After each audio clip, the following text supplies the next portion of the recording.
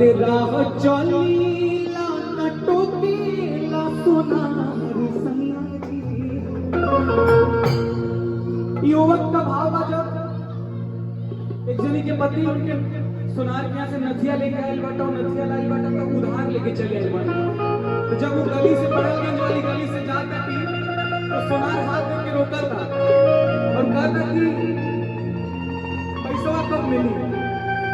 तो उनके बड़ा अटपट लगल था और आके घरे झगड़ा करके अपने पति से गाली कर रहे थे। अरे राह चलीला टोकेला सोनार सैया जी कि काहे नथिया करवला उधार सैया जी।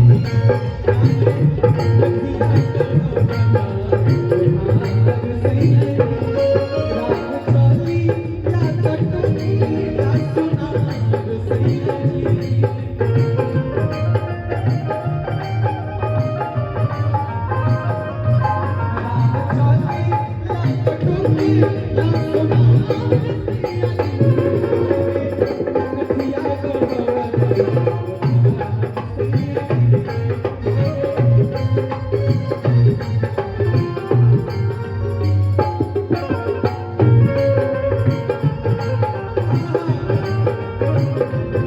जी।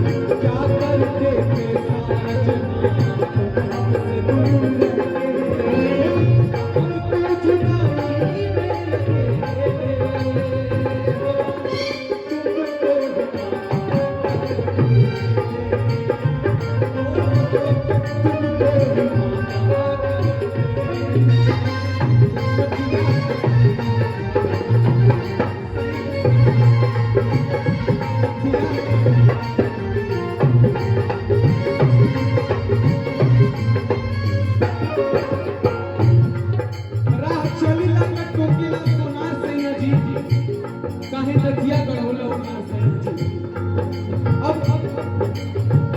चली चाहे रहिया धके चली चाहे गली।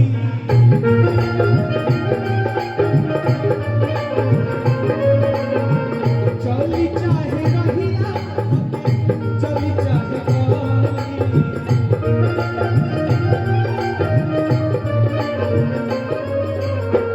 कहेला कि हे आवा हे गली।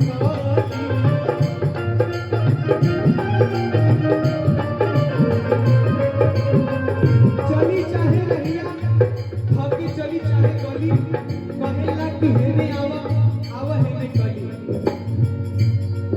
औरत बड़ी वियोग में है। जाति करत होई हमारा से प्यार सैया जी।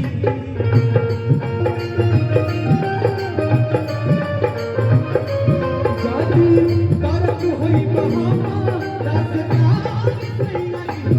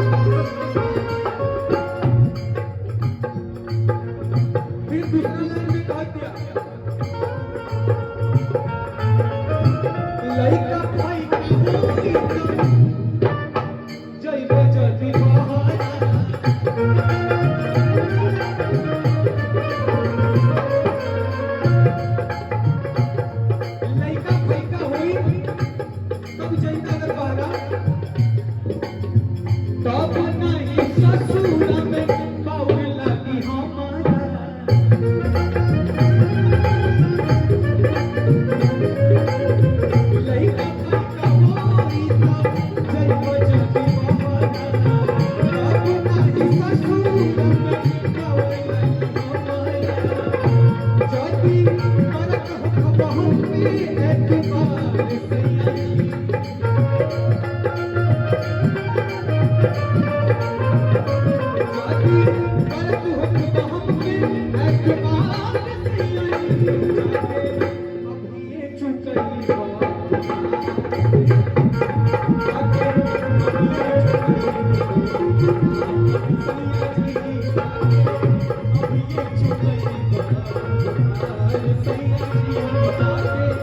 अभी ये चुप